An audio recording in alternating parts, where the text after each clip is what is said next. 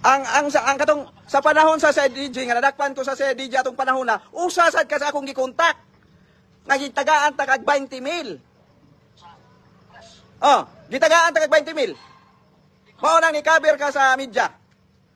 Ni-cover ka nako dito sa Tacloban sa CDG. Ha?